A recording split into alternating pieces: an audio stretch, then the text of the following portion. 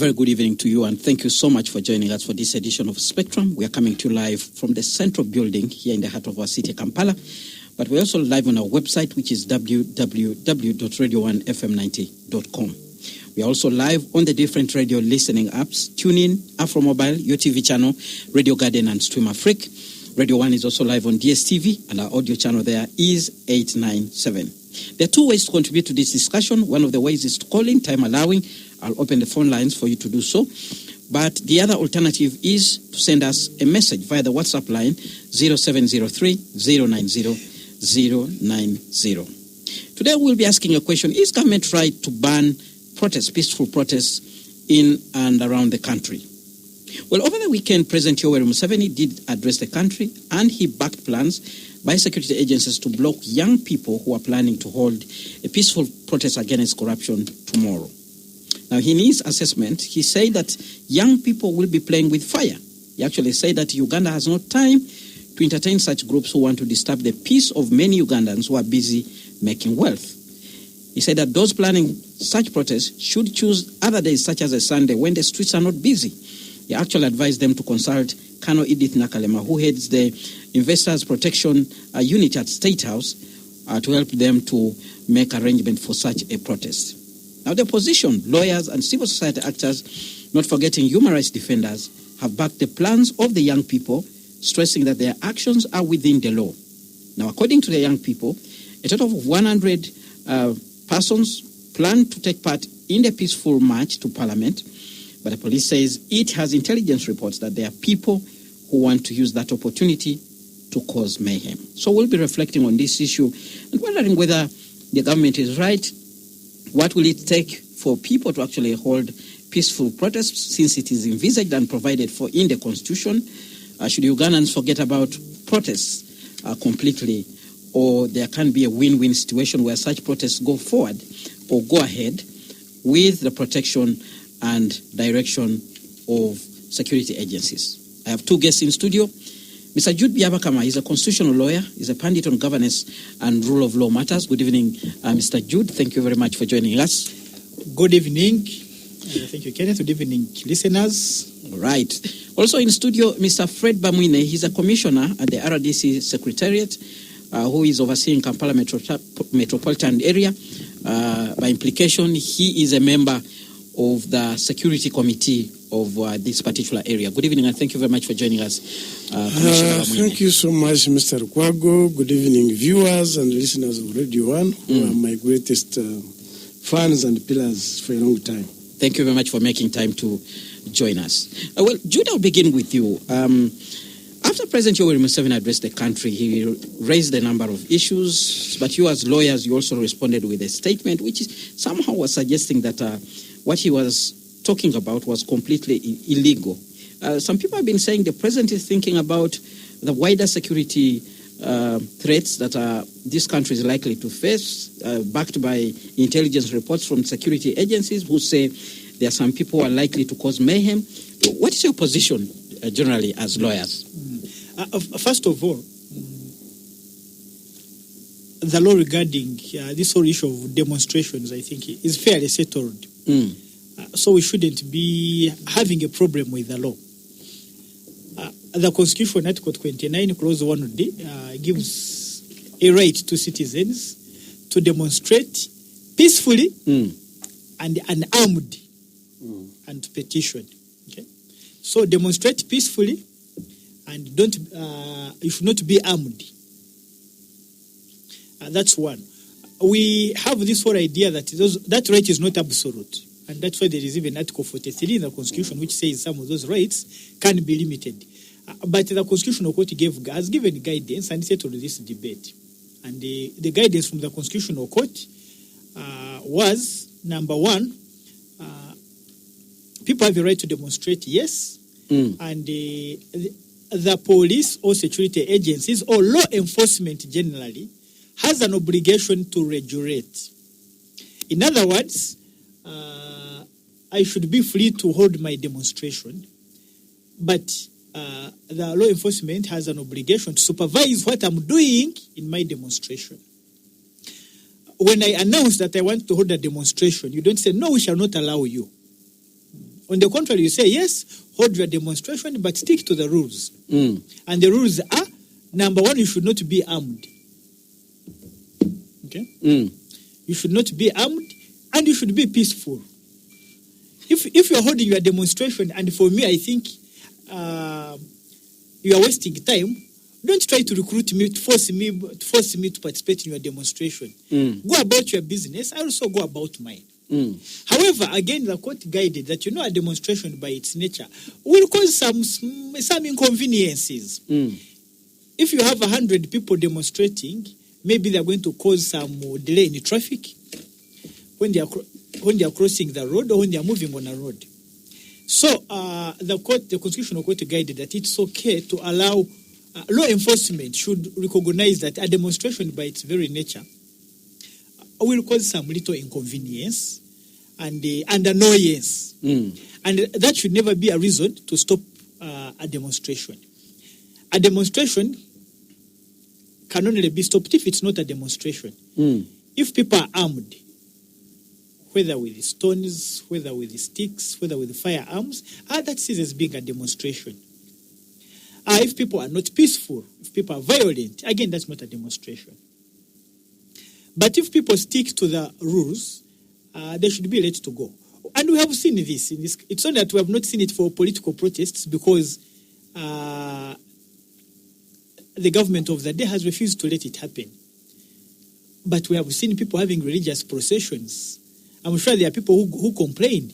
People who live in Namugongo around that first week of June are always quarreling. They can't wait for Martyrs' Day to come to an end. But the government is not going to say, we have intelligence that some people are going to take advantage of Martyrs' Day and steal and break into homes in Chira.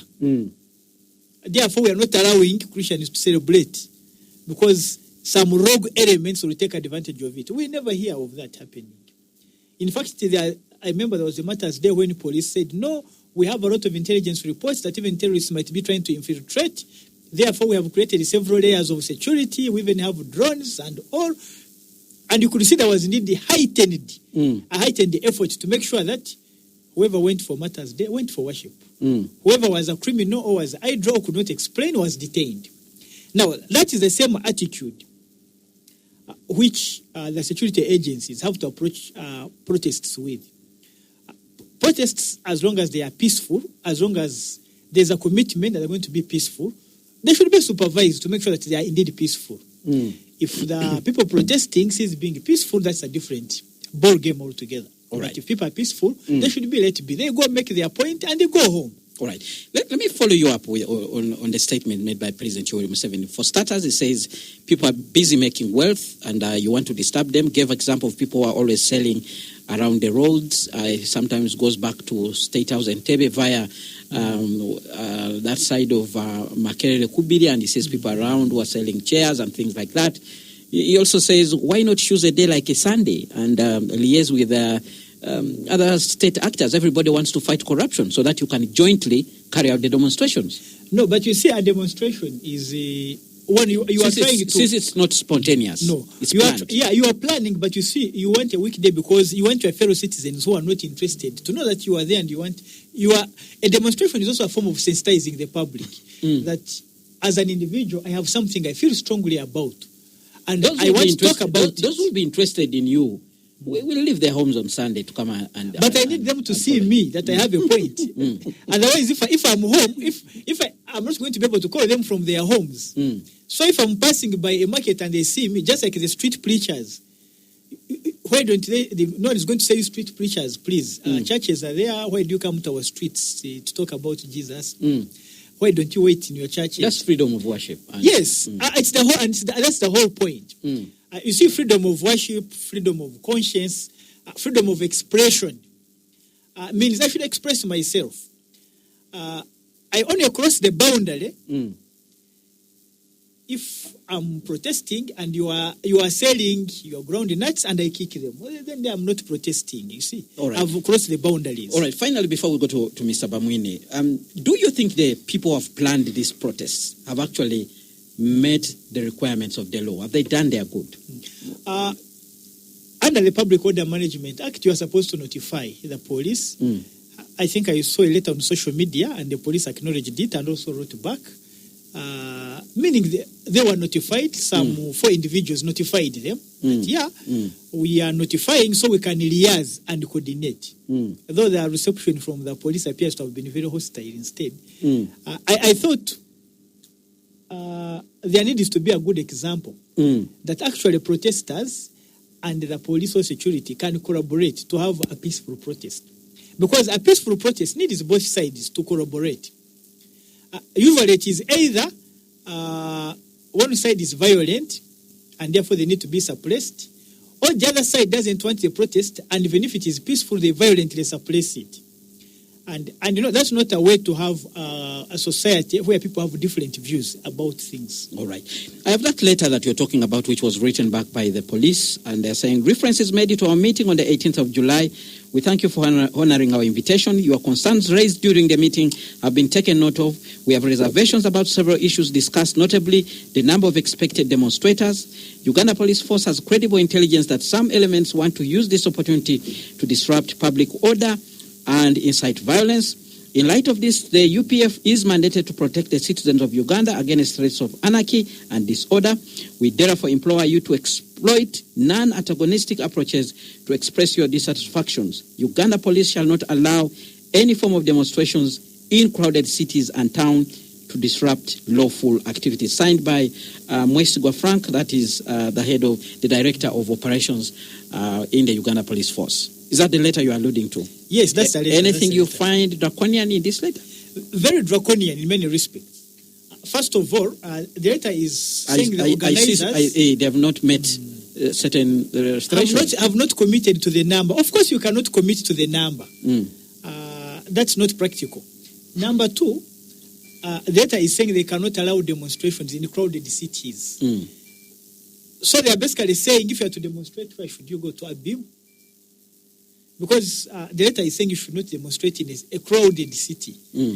They are not saying maybe don't demonstrate on Kampala Road. You go to Kololo. This march is supposed to go to Parliament. They're supposed to go to Parliament. Yes, and we have had assemble at the railway ground. And by the way, to the best of my knowledge, almost every other day I see people actually going to Parliament, including children in schools going to visit Parliament, to tour and all. I think even today there were children. There were even a couple of schools, which is a good thing. So what is wrong with probably if there were 1,000 protesters, someone could argue that we can't allow all of you to enter Parliament. But like you said, the organizers are not committing on the number. But numbers depend on the day. All right. When the day reaches, just like when we go to watch a football match, Nambole Stadium can accommodate 38,000 people.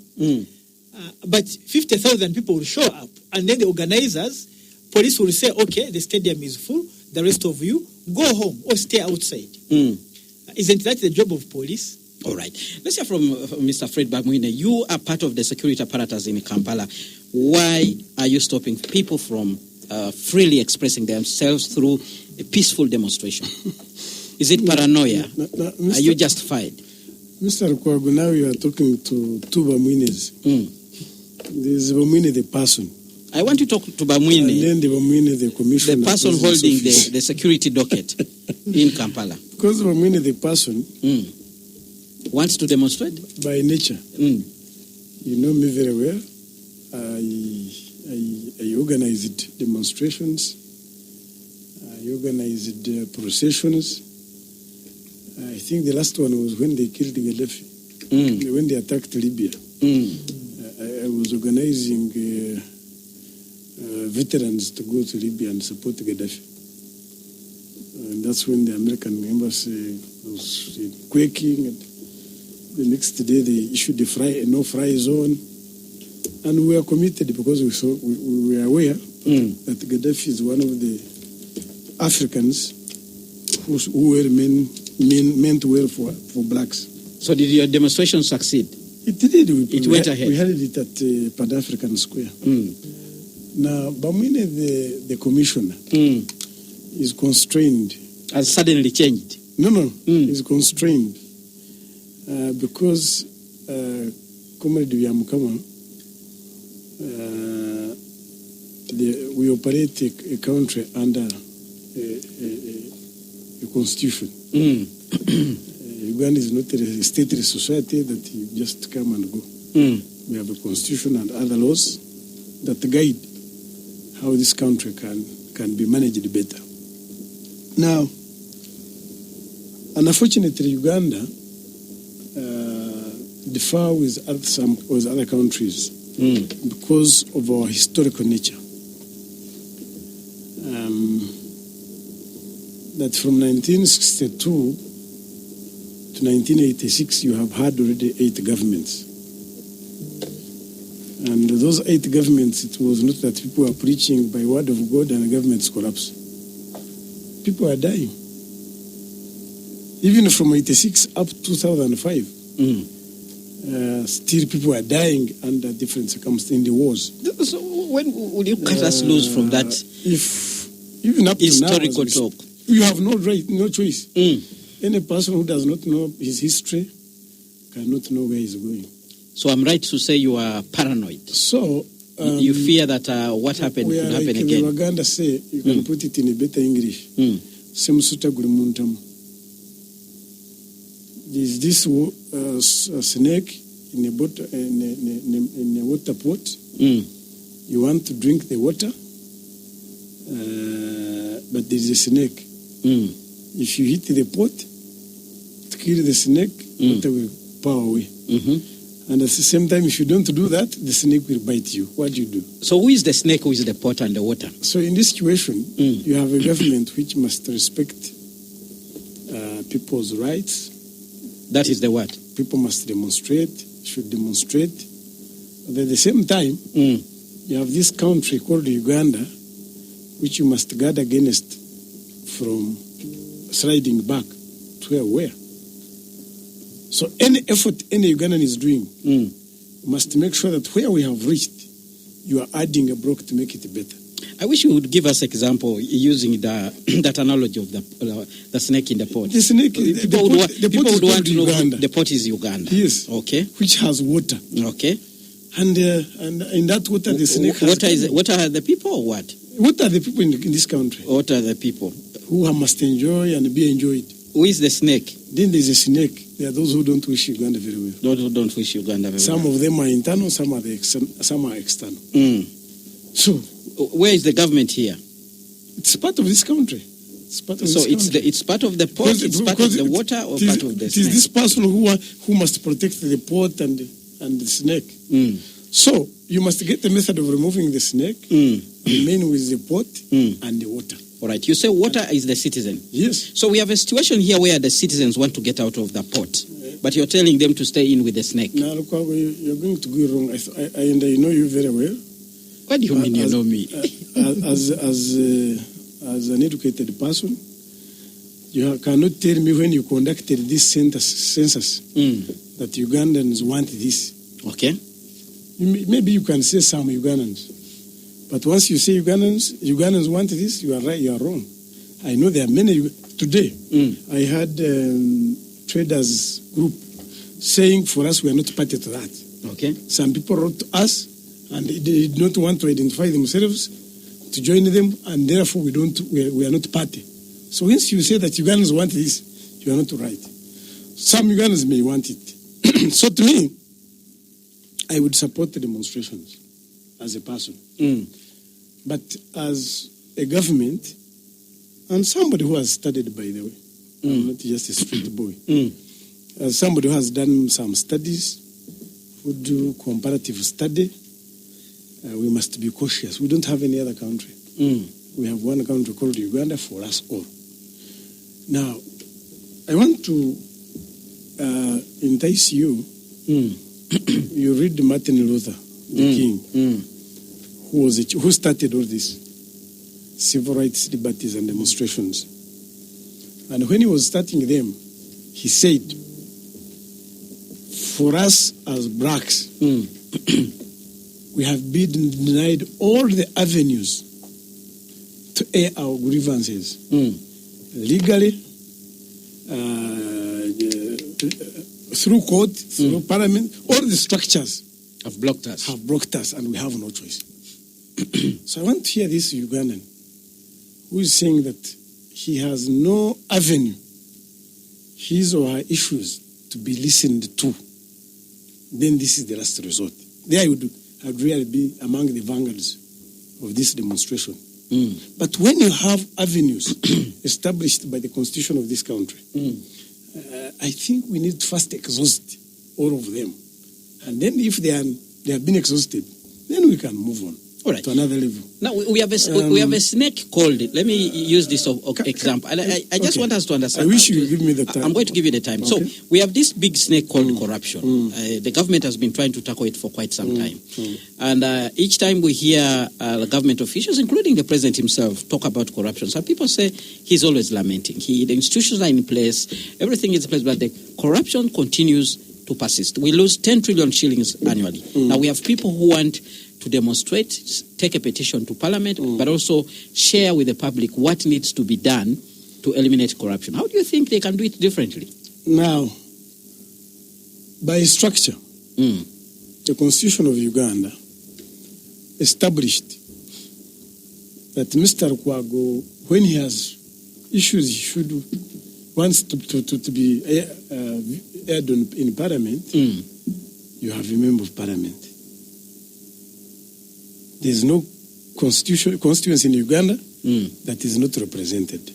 But assuming it is not represented, we can still organize with Parliament, and these people can take their petition with not necessarily demonstrating. Maybe I should take you back to the Martin Luther King quote that you gave. Yes. There were calls in Parliament to have a debate about allegations against Parliament for corruption. That's why these people actually go into Parliament, because they feel Parliament, the MPs themselves stood on the floor of the House and urged the Speaker that we need to debate this thing so that the truth comes out, so that we salvage the image of Parliament, so that we explain to Ugandans what exactly is going on.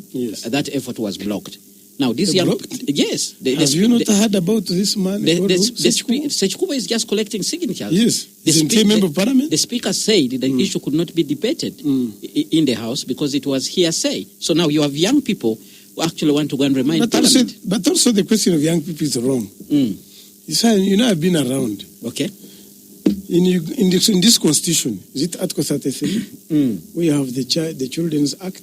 The young people in this country are represented from the village up to the national.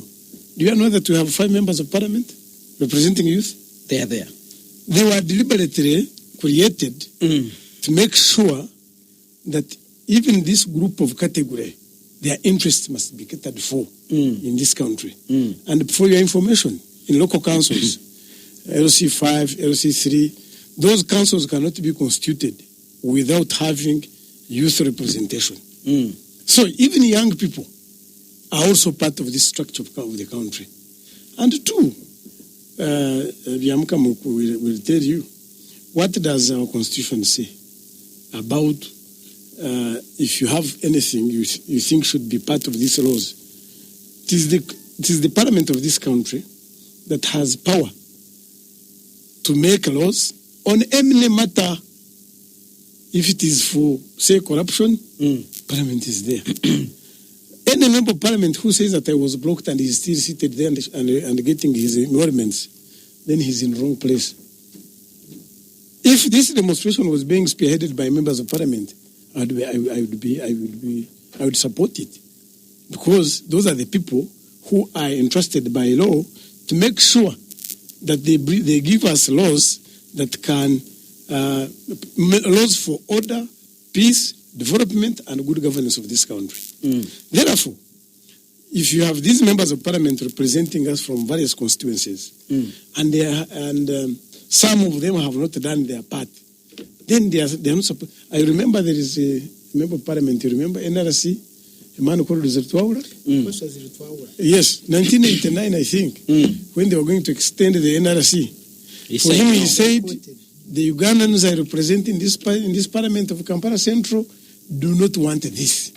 And for that matter, I am moving out today. Even the salary for that month, he did not get it. All right. But I have not seen any member of Parliament who has said, as far as we are concerned in this Parliament, things are not okay, and therefore we cannot continue misrepresenting. So, we cannot preside a country under anarchy. All but right. two, Spectrum on Radio 1 FM. No, but you said Mr. you were going to give Bamwine, me we time. need to go for a break. When we return, I'll allow you to wind up your points. Then we will hear from Jude Byamukama. One of the biggest challenges we have here that we are not bringing out is the issue of corruption. I want to hear from you. How then do we deal with corruption? Are we doing enough as a country? But also knowing that we are going into the next elections, freedoms are very important for people to express themselves. Are we likely to continue seeing this kind of scenario as we head to 2026? Stay tuned to Radio 1 FM 90. We'll continue after this break. Thank you so much for staying with us on Spectrum, live on Radio 1 FM 90. My name is Kenneth Lukwago-Anderson, your host. My guest this evening, Mr. Jude Byamukama, constitutional lawyer, pundit on governance and rule of law matters. Mr. Fred Bamwine, commissioner at the RDC Secretariat, which is housed in President's office. He oversees Kampala Metropolitan Area and therefore member of the Security Committee in this area. We are looking at protests. Government says no protests are allowed in cities and crowded places, and this is because of the plans to hold the March to Parliament, where young people are planned to do so tomorrow as a sign of fighting corruption. President Yoweri Museveni has said that is playing with fire. Security agencies are saying they will not allow this to go forward. Lawyers, opposition, civil society actors, and human rights defenders are actually saying the plans of the young people are within the law and therefore they should go ahead. And some people have been actually urging Ugandan young people to emulate what the Kenyan young people actually have achieved there by organizing protests that will push government into conceding and making changes that are meaningful for what they say the governance of this country and also fighting corruption. Well, let's continue with the discussion, gentlemen. And very quickly, I want you, Mr. Bamwine, to wind up your point so that I can go to Mr. Byamukama. But key, you have not yet told us why you people are saying demonstrations should not go ahead. we have not told you. You have not. You have been scattering around. I want to hear points. One. I think the challenge is what you are raising now, and Mr. Byamukama raised it, is the question of ego. Okay.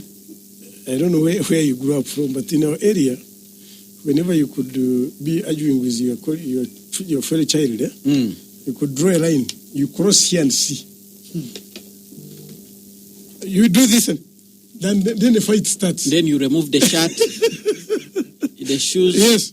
Even you can even go and wash your hands. Cross here and see. Then you run away. But we are talking of a country for us all. The weak, the strong, the poor, the rich.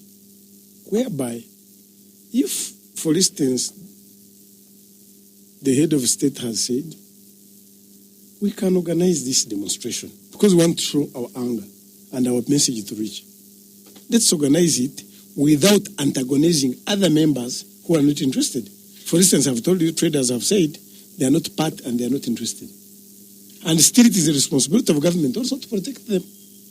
That's what Mr. Byamukama mentioned about regulation.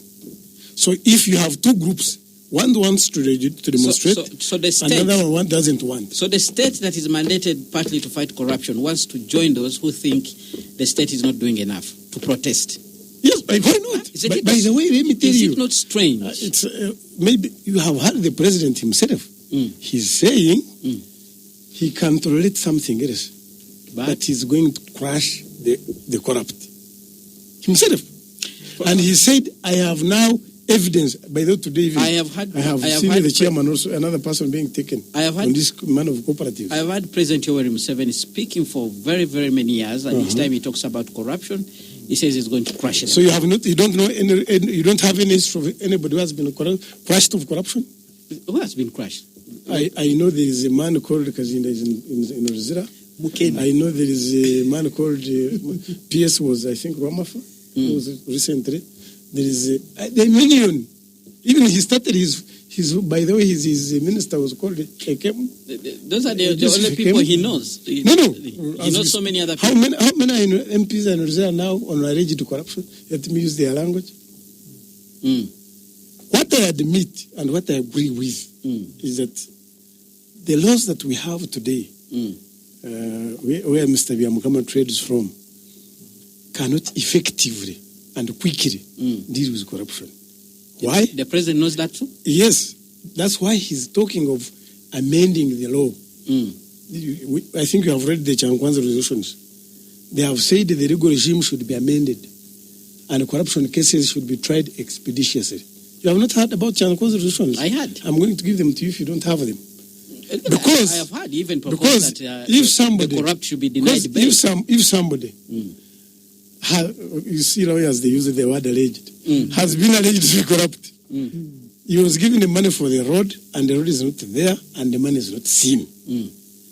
But the Constitution says he's innocent. So how do you deal with that? Even the Constitution says it is his right to get bail. So the president. So for us, we are saying, some of us, that one, if we are to deal with it quickly, one, investigating agencies, give them all the resources required. Okay. Two, a case of corruption should not go beyond for more than 1 year. Three, when somebody has been alleged and he's put in prison, should not get out until the case is finished. In prison or Three, in court? in prison, until the whole process has. Three, if he wins that case, the state should compensate him. All right. Four, if he loses this case and he was found guilty, whatever wealth he has should be impounded and taken to government. Well, last way, they should have harsh punishments to the corrupt. All right. To make it risky. Surprisingly, but now, surprisingly, we have a minister who is under trial in court, who still attends cabinet. But that's the law. The law you have. That's what we're talking about. Presumption of innocence. Yes. All right. So that's what I'm saying. Because what you are asking me is that you have not told the people why not to demonstrate. No. The intelligence, because this country has intelligence services and they are paid by the taxpayer. The intelligence information has come to say, yes, there are these people who want to demonstrate, but among them, or there are some people who are willing and ready to grab their opportunity and cause mayhem to this country and put the country in flames. So you removed those. Fortunately, you have also alluded to Kenya. I don't know whether you are happy with what you have seen in Kenya. The entire business community has been shattered. Property has been destroyed. In the words of the president of Kenya, has said, all right, Kenya has gone back to the 4 years backwards. All right. I don't know whether you will be happy to find Uganda going back to that level. Well, Judy, you've heard from Mr. Babwine, and he explains the reasons why security agencies are saying no protests. As a lawyer who advocates for no organized and coordinated protests. If they are organized and coordinated, they will be there. That's why even the president said we can even organize a Sunday. Let's hear from you. No, first of all, I think it's it's important to. We can all agree that a protest should be organized. It should not degenerate into violence. Protesters should not be armed. And as much as possible, to the extent that it's possible, they should avoid having to inconvenience other members of the public. That standard that's a constitutional standard, by the way, still in Article 29, 1D. When you are enjoying your right, you should not compromise or inconvenience others. But, and it is a big but, a protest by its very nature is not different from any procession. Almost every other day we see processions. We see people coming from Nambole Stadium. If you live in Chireka or Geogerere, if there's an event in Nambole, you're going to get a traffic nightmare. Where you should be taking 2 hours, 10 minutes, you may take 2 hours. If I do told the listeners, if you live around in the Mugongo area, that whole first week of June, the last week of May and the first week of June, you know, it's being inconvenienced. So, the interaction between citizens, between human beings in a society, the only place where you can be quiet and nobody will inconvenience you, maybe is when you are a monk and you live in a monastery.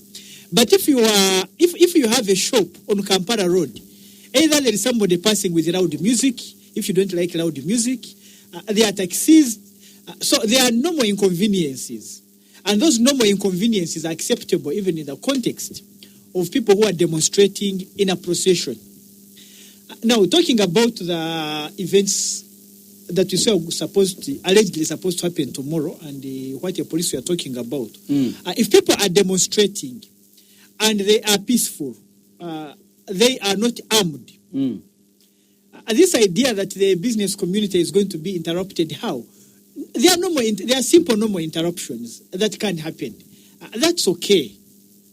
And so the job of security agencies, and I'm happy Mr. Wamwine seems to agree, is to supervise and contain these people to go about their protest in an orderly way.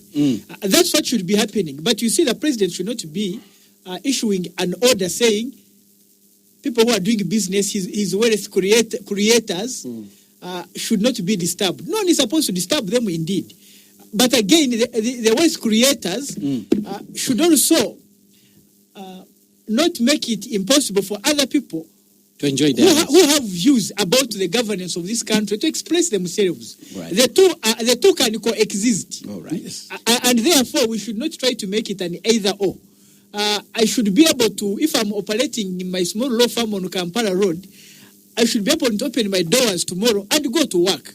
But also, if people are passing by and they want to go to Parliament because they are expressing their grievances on the management of Parliament, they should go about their business. I don't have to join them, but they should also not be suppressed.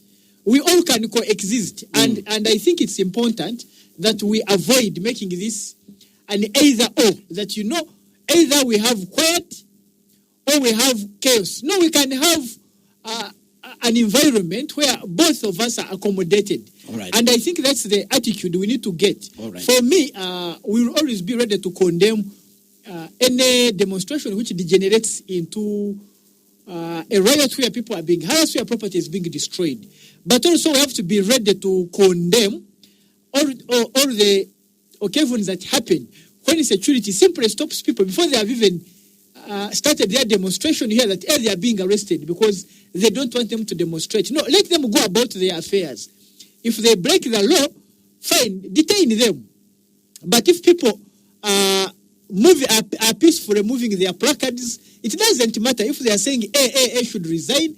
That's their business. If AAA is angry about it, public laws require that people should be able to criticize us. But we should not try to gag members of the public simply because we don't like the message or the method they have adopted, as long as it's a method that is within the law. All right. Very quickly, Judah, I want you to share your views also on the fight against corruption. Are we doing the right thing? Because this match is about fighting corruption. Now, when we talk about corruption, by the way, there is an extent in which I agree with Mr. Wamwine and even with the Chankwanzi resolutions. There are points of departure, but one, I agree that there are some loopholes in the legal regime. One of the things that Uganda lacks, that I think Kenya has adopted, is a law on civil forfeiture. In other words, if we find Kenneth Lukwago has unexplained wealth, we don't have to first convict him in a criminal matter before putting him to task to either demonstrate how he acquired it or he forfeits it to the state. We have the Leadership Code Tribunal. No, but you see, the Leadership Code Tribunal is about, you have to declare your wealth as a civil servant, first of all. In other words, if you're a private sector player, first of all, it doesn't apply to you. So all I need to do, for example, is if I have proxies, I may be in the civil service and I have proxies, which is one of the commonest forms of corruption. And I have proxies in the private sector who are accumulating wealth, and nobody can even ask them, where are you getting this wealth from? Who are you? For us in Uganda, what we have, we amended the anti-corruption law to have an offense called illicit accumulation of wealth. So unless you charge somebody and convict them of that offense, you cannot impound their wealth. And so I think that was a mistake. What should be happening is we can have a civil forfeiture regime which doesn't require a criminal conviction. So to that extent, I agree that there's a need for some changes in the legal regime. I also think it would be a good idea maybe to make corruption a capital offense. Just like murder, just like rape, just like defilement, aggravated robbery. Because again, it's a grave matter, and the state needs to emphasize this by the legal regime. So to that extent, I think there are good points, even from the Chankwanzi resolutions. Where we may disagree is this idea on bail. The president has been consistent, I think, for as long as he has been president. I've watched a video clip of him from, I think, 1988 or 89. He has never liked bail. That's for sure. But the danger we have is you can have several innocent people being charged, and then they are remanded for good, and there's even no evidence, and eventually they are released. If the Chankwanzi resolution is saying that if someone is released like that, they are compensated, we are going to start wasting taxpayers' money. Unless you say if a person is maliciously charged, then you also there's going to be a penalty also on the officers in the DPP or IGG who have brought those charges. Because you see, we have to balance it. All right. There can't be malicious charges. All right. But what's critical, and I think what's very important, what people are complaining about is, you see, the culture, the attitude towards corruption has to change. Okay. Both from the institution of parliament.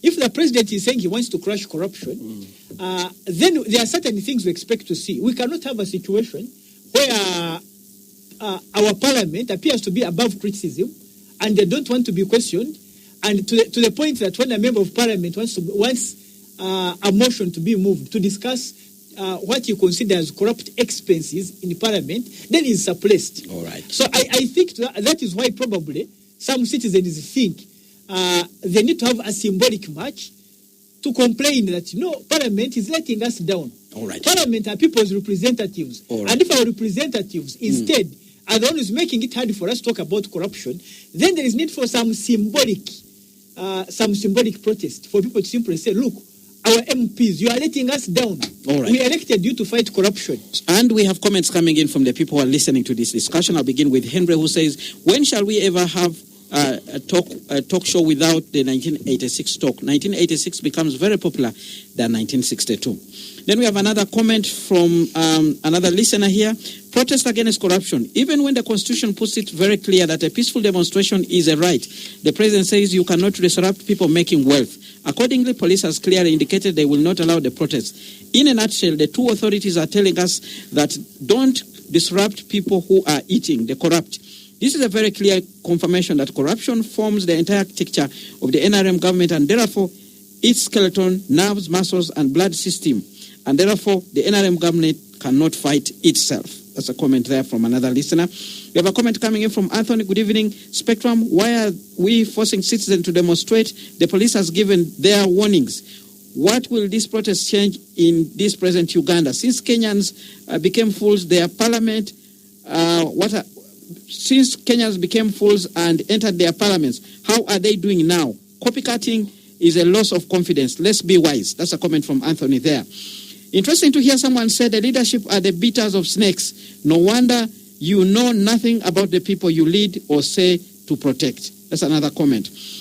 Another comment, good evening, Kenneth and the panelists. If police or security forces really have intelligence that wrong elements will infiltrate the protests as they claim, why can't they arrest such wrong elements before they join the demonstration?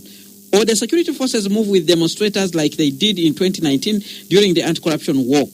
What should Ugandans do if they no longer believe in some avenues for fighting corruption? The commissioner wants them to use. What measures does the commissioner want them to use? That's a comment from George, who is listening in from Iganga.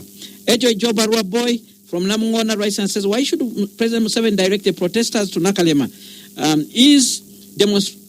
To Nakalema's demonstration when it is his instruction? He continuously mentioned Amin's name in his speech, including the environment. Amin, period, to Indian expulsion. He said that Indians are taking the economy of Uganda, which is true today. Just go to next Lubiji Waste Management Plant in Namungona. A factory is soon starting there. I think Ugandans are really enslaved in their country. Then we have another comment from another listener.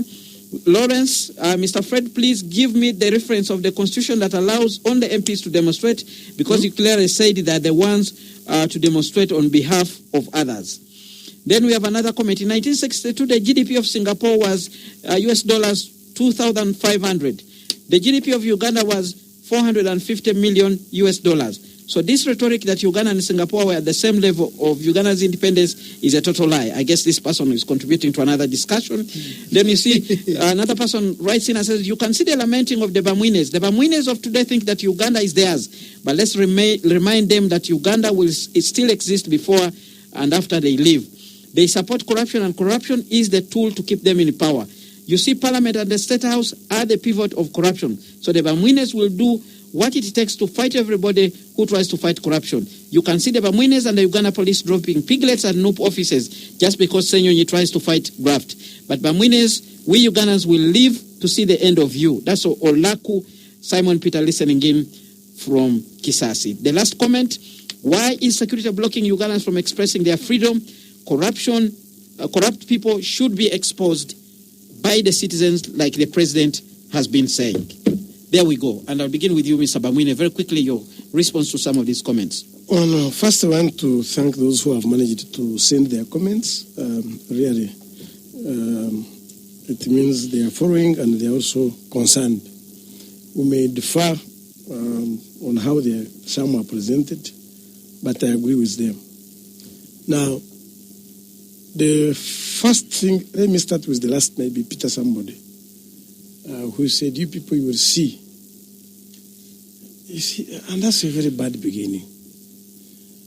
A country called Uganda is for all Ugandans, regardless of their religious affiliations, political affiliations, cultural tribe. It is for us all. So you must be prepared in your mind to have this, what they call unity and diversity. It is for us all. So if you are saying, when you go, you will see us, then you are setting a wrong precedent. No, he's actually saying that you will go and you leave the country here.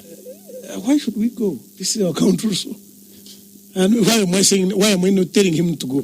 Well, the process of going might be with different angles. Some people mentioned it in Libya. People go in different ways. Some people mentioned it in Libya. I can tell you those who killed Gaddafi are no longer existing. They also went. So there is no winner in a sinking boat. So my proposal to him and others, if you have the president yesterday said, if you have any issue contributing to developing this country, bring it.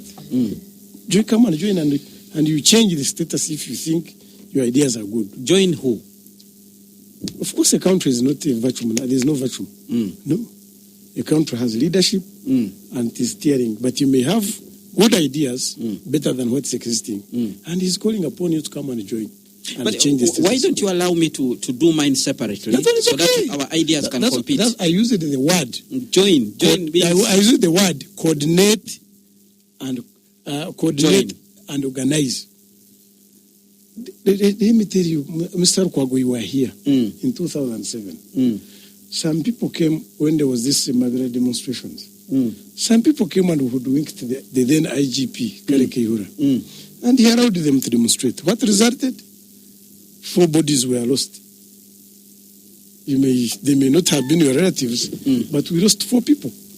Nobody would wish to see any single Ugandan losing. All right. That's why we are saying, very quickly, you come, bring your ideas.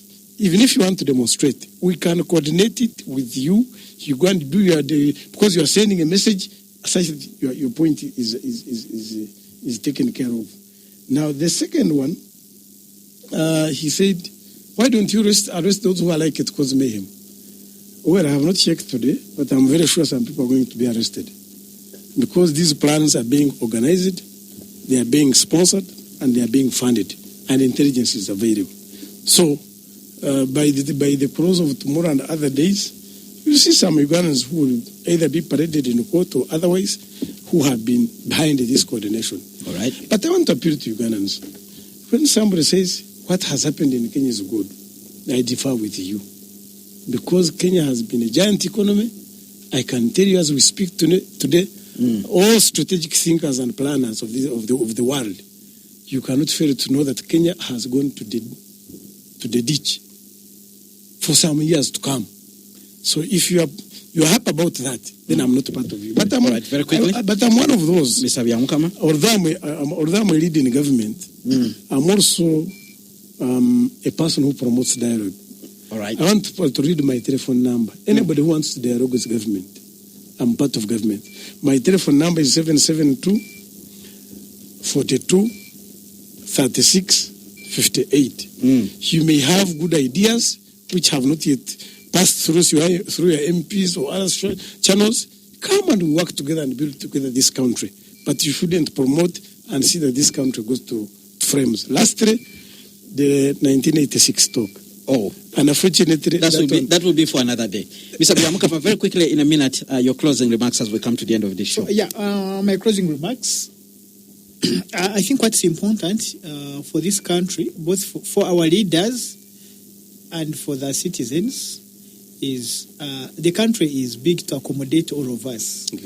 We should be able to accommodate different views, different methods of doing things, as long as they are all within the law. And therefore, I think it's important, especially for our leaders, from the president and whoever, to ensure that they do not create an environment where some people feel gagged and suppressed, that they have no outlet for their views. All right. With that, we come to the end of Spectrum. I must thank you, my dear guests, for making time to discuss this topic. But we shall not gag anybody. Tomorrow, same time, another topic. Up next, we have the news in English from the newsroom with Miss Josephine Dagano. Thereafter, we'll have the Sultan with BB Jr. Therefore, from me and the team here in studio, it's a good night.